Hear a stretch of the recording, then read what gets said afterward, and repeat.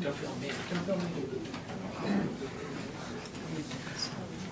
Our next reader is going to be Gary R. Kirby.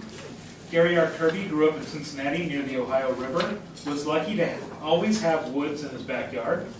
He likes to think of himself as a dreamer, shape-changing clouds and animals, while marveling at the magical world of nature, science, and people, interrupted by bouts of political cursing. He received a doctorate in Renaissance literature from Northwestern University, where he quit reading The Fairy Queen when he found out that knights pricking across the plain was really just riding on a horse. He taught widely across the country, ran Portland Student Services in 1975, and was finally able to settle in this land of beauty 3 years ago. He has written a college text and has self-published a dozen books in different genres. He intends to read all 12 tonight, so buy a couple. Come on up, Gary. Thanks, Jake. Really, I only have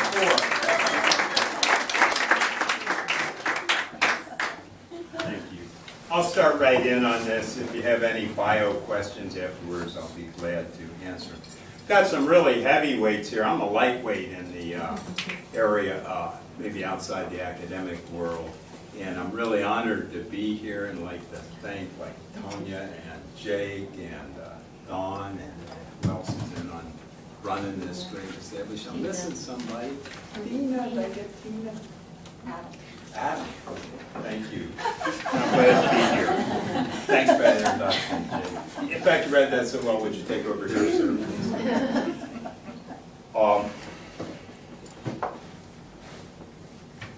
Most of my writings are fairly purposeful, full of heavy propaganda, a lot of personal propaganda. But the book I picked is the one that I think is the most fun, that my readers like the most. It's got adventure, mystery, good play, tight plot that develops and keeps growing. Characters are good and thought is good. I'm weak on setting. The setting, Chicago, a Midwestern university. For a while I taught at the University of Illinois in Chicago, so that's in my head as landscape for developing this. And I'd like to approach it the way I browse for a book. Like if I'm looking for a book, I'll still look for the cover first. I don't care what they say about judging a book. And I look at the title. SOW the Storm. And then if that attracts me, then I'm going to read the flyleaf, or in this case, the back cover. And I'll read a little bit from the back cover. Oh, I should mention also, there was the SHI. The section I'm going to read has the whole word in it, and it has an FUC word also. Hopefully character appropriate, though. The main characters are pretty clean. Okay. Sex shocks, taboo touches love, arcing white hot. A Greek god, the alpha mental male, wet and glistening from the sea, looked over the lecture hall of nubile forms. She sat in the third row, like a burning spark. For a micro-minute his mind swayed like wind through trees, but then with titanium logic he opened his lecture with thunder. Another little section. Danger strikes. The rat lay dead on the desk. Throat slit, mouth open in a death snarl, and one curved tooth digging into a message. Those who probe the past are condemned to no future. Then if I like the cover and the flyleaf, of course we all do, right? Thank you. Then, oh, one thing I should mention is I've been writing a lot more poetry lately, and I read that over at the Cultural Center, and two people from there who write excellent poems, Kevin and Rose, are here tonight, and I'd like to ask those two, please don't walk out on me like you do when I'm reading my poetry.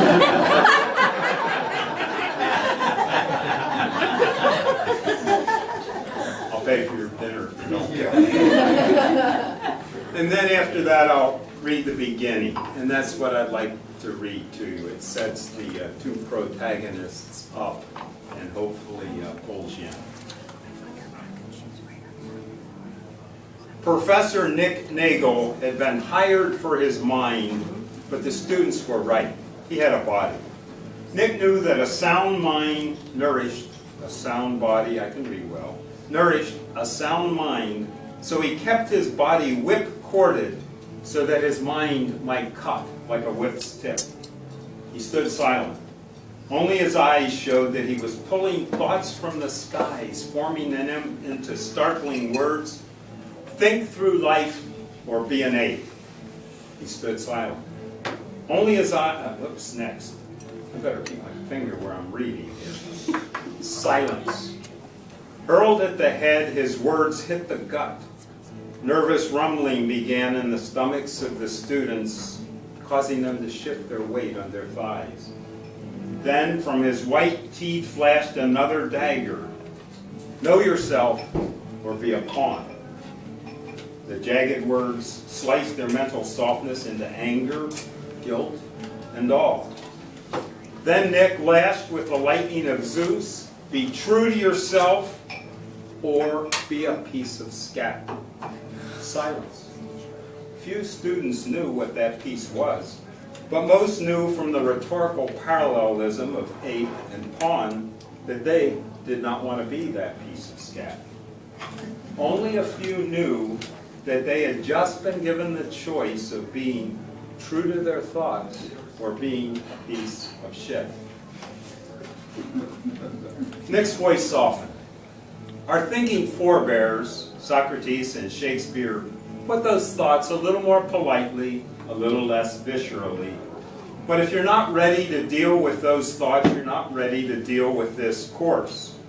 Anyone who wishes can leave now or don't return Wednesday. Nick lectured on like a drill sergeant breaking recruits down. Though he was brutally blunt, his impact was massive, like words from a sage. He radiated. If he had been a singer at a concert, the girls would have swooned. But those moistening hormones were all for naught. For all of his appeal, Professor Nick may as well have been a statue of a Greek god. 30-year-old, that becomes important.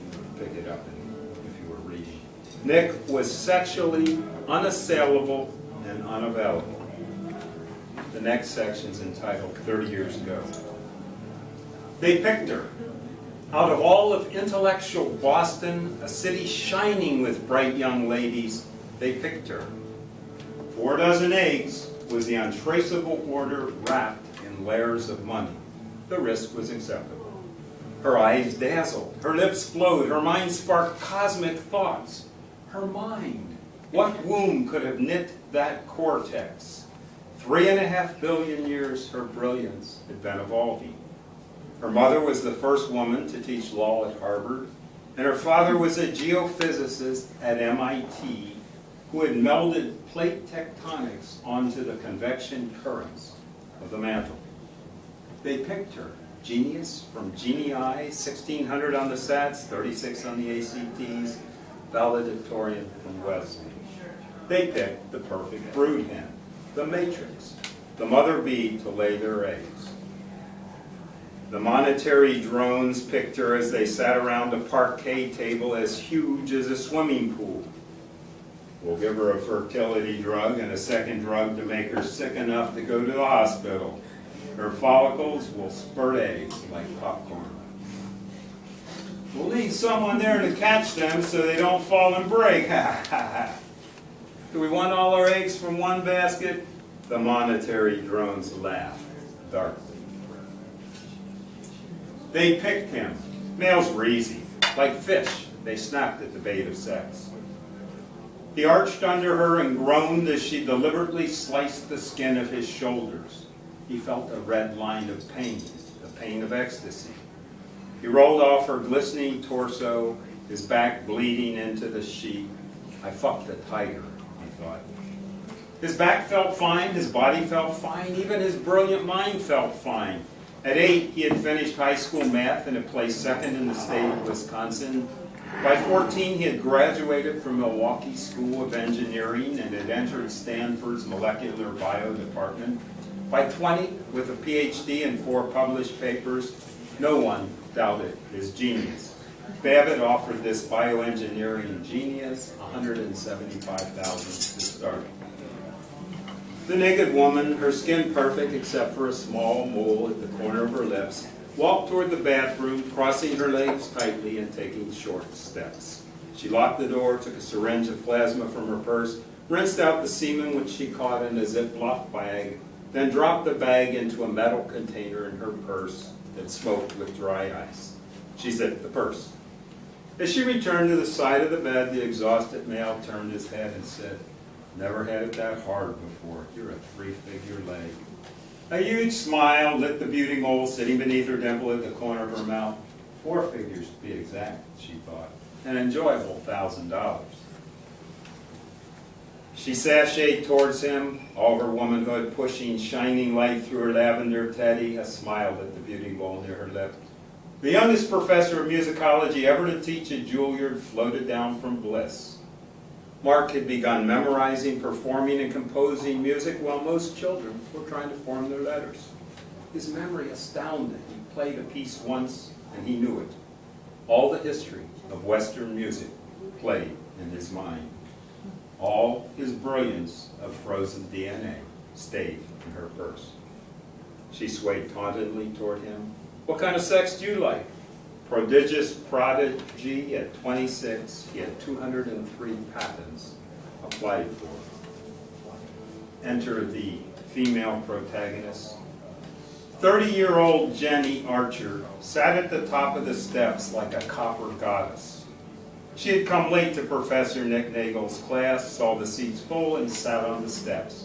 At 30, she was older than most of the co-eds. Professor Nick had just hurled his noble vulgarity at the class, "Be true to your thoughts or be a piece of scat." Nick saw her sitting at the top of the carpeted steps. The Mermaid of Copenhagen flashed in his mind, but now was not a time to gaze at sculpture in an art gallery. He snapped his disciplined mind back into focus on the pre-Socratic philosophers, and like a whirling generator sent surges of high-voltage words. Jenny liked what she saw. The cowboy body had an instant raw appeal, but his mind, his energy, his lightness, his eyes. And I'll stop there. And that's most of the sex in the book. It's right at the beginning. You want to get their attention, and the two main characters, well, I shouldn't tell you anything, but it's the kind of build where you never let it happen. I just told you. So you want to keep reading. I let the cat out. Anyhow, I wanted to bring these because I'm just excited about writing poetry lately. This one just came out. It's called Along the Path. It's one of our Hillsboro Path. And I just found out the Cultural Center just called me and said, "Hey, would you like a picture? We'd like to feature that because they're trying to push their creativity." So I said, "Sure." And following it very quickly, the Path of Beauty, the Vintage Path, and there's a whole lot more paths coming because I've been writing poetry for about 3 years, and finally I found a very inexpensive, nice-looking outlet called createspace.org. I just told it to Joe over at the Culture Center to put a book up right away, and I'm sure next time he's going to share that. And anybody else that's into the self-publishing, if they're not lucky enough, like my 3 forebears, which I vow before, that have the real books published, my writing text was really published, and as long as I established my writing credentials, the 14 professional reviewers, 13 of them said this is really a well-written book. So then I thought I could write novels. So I sent one in to the publisher, and they said academic publication does not qualify for a literary publication. I'm going to write them anyhow. This was the first time I read a novel or a prose book in public, so thank you for listening. And if you want questions, I'll take them, or on compositional methods or anything that you're interested in. And of course, this is based a little bit on experience, but primarily it's probably a 99% fantasy novel that comes out of my head. It's all kind of creative experiences. But of course, I was a professor looking in a lecture hall of 150 women and the steps went up, so, you know, there's some experience there. Any